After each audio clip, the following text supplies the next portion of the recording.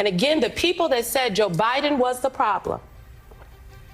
Where's my camera? He was not the solution. He was not the solution. I will just note that it is probably not the best idea that Democrats orchestrated a very public stab fest, a proverbial stabbing in the front of the sitting president of the United States of America, and then didn't use him in his hometown of Scranton, Pennsylvania. His wife cast her vote yesterday wearing a MAGA red suit. That's a message to the Democrats who knifed her husband in the back. What's going on, guys? So we got to talk about this horrendous election fallout after this sweep, where Donald Trump took all 7 swing states and decisively took the presidency away from the radical left authoritarian Democrats. Okay, so the finger pointing is getting crazy already. So Nancy Pelosi is coming out here saying that basically this is Joe Biden's fault because of the way that the primary was handled, which, you know, again, there was really no primary where Kamala Harris was involved. But originally, Nancy Pelosi at first said that there was. You had reportedly said you wanted a sort of an open primary if Joe Biden stepped down. Did you change your mind because you saw all the excitement around Kamala Harris? No, I didn't change my mind. We had an open primary and she won it. Nobody else got in the race because she was politically astute.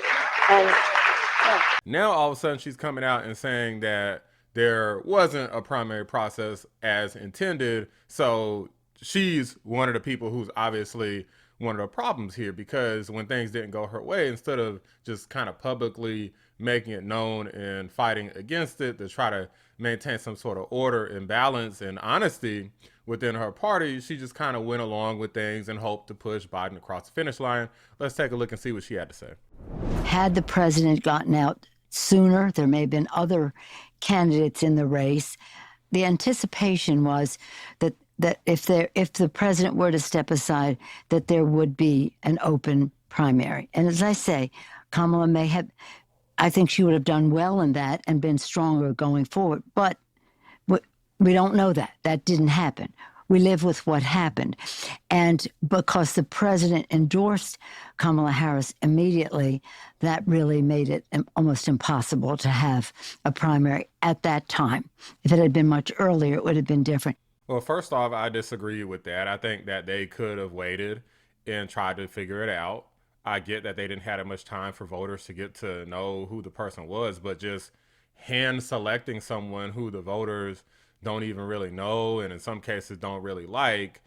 I mean, it was known that Kamala Harris's likability was like, it was like some of the lowest that had ever been recorded in terms of her vice presidential position. So it doesn't make sense to just come out here and say, oh, well, we're just going to pick her and just use like women's issues, specifically baby killing, to push her across the finish line. It just doesn't seem like it was a smart strategy to begin with. And then you got this clown Clyburn who's acting like he's confused as to why people didn't understand the economy being awesome and great. This guy, I mean, this is one of the people, this just shows you right here that all skin folk ain't kinfolk, because this guy is a complete moron. Let's take a look. I just think finger pointing, the blame shifting, that's not going to do us any good. He's had a tremendous... No, I disagree. I think, honestly, I think finger pointing's okay. You're one of the people who the finger should be pointing at. Presidency, his record is great. The economy is humming. Get the hell out! Get out! Get out! Get out! Okay. Get out! Like no other economy in the world. And so everybody can say, well, people didn't feel like it. Maybe they didn't. And the question is, why didn't they? How many times do we got to say, even Kamala Harris said the prices are too high, right? What do you mean, why didn't they? If the prices increase and the wages don't increase as much, then it doesn't matter. The economy is great for who? The people who the Democrats advocate for is the middle class, right? So if the middle class, the wages aren't going up to match the prices, then it's almost like you're out here stomping for the rich people, because they're the ones who the economy is good for. If you talk about like things like GDP and the Dow Jones and things like that, right? NASDAQ, these are things that are good for people that are like investors and people that have a ton of money.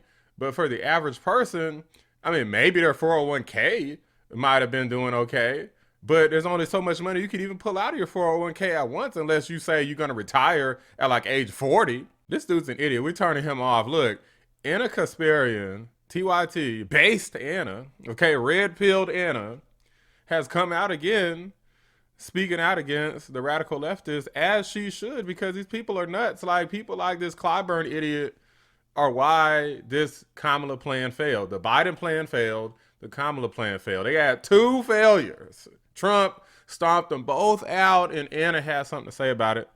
Take a look. So we found out over the weekend, thanks to Nancy Pelosi's interview with the New York Times on their podcast, The Daily, that the plan was to get Biden to, step down from the re-election bid. And then they were all planning an open primary.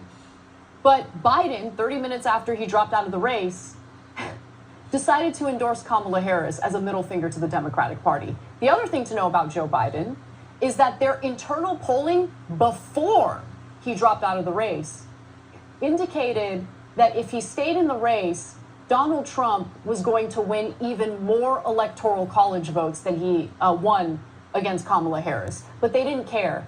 Okay, he remained in the race until it was, in my opinion, already incredibly late.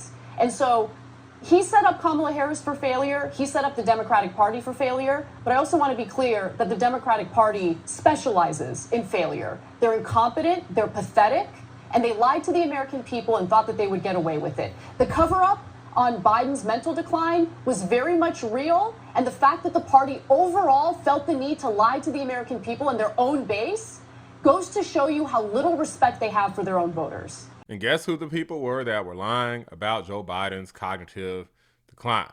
Okay, Nancy Pelosi and Jim Clyburn, the 2 people who are in reference in this conversation. The people who feel like they were stuck between a rock and a hard place are the people who were lying. Imagine you just get caught up in this web of lies, it blows up in your face, and you still don't see that maybe you're the problem. Yeah, there needs to be finger pointing. The fingers need to be pointed at these old coots and hacks and weirdos and dummies and liars and shills and propagandists, okay, stupid people. Like, Trump was right to call them stupid people. The fingers need to be pointed at them, because if it wasn't for their stupidity, maybe they could have pulled off a dub. But that's not what happened. Instead, they tried cover-ups with Joe Biden. They tried lying for Kamala over and over and over again, lying about the border, lying about the economy. Clyburn's over here still lying, saying the economy is humming. For who? That's why Joe Biden seemed like he was pretty happy about having Trump elected here. Let's take a look and see this epic handshake moment that they had. I never seen Joe Biden so happy in my dang life. Well, Mr. President-elect and the former president, thank you, Donald. He's the one who initiated the handshake, Joe Biden. Thank you. And looking forward to having like we said, smooth transition. Do everything we can to make sure you're accommodated, what you need. And we're going to get a chance to talk about some of that today. So good. Welcome back.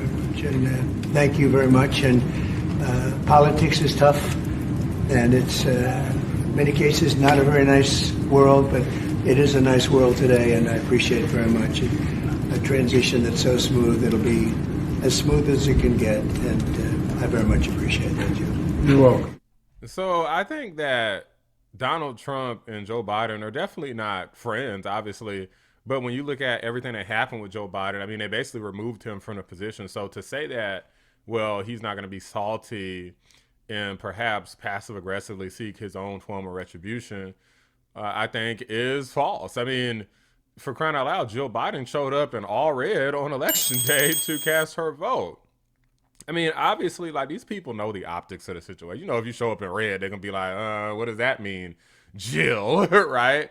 And yeah, he seems pretty ecstatic. He doesn't seem like he's upset or anything about having Trump win. Like, I've actually never seen, like, you've seen Nancy Pelosi, Kamala Harris.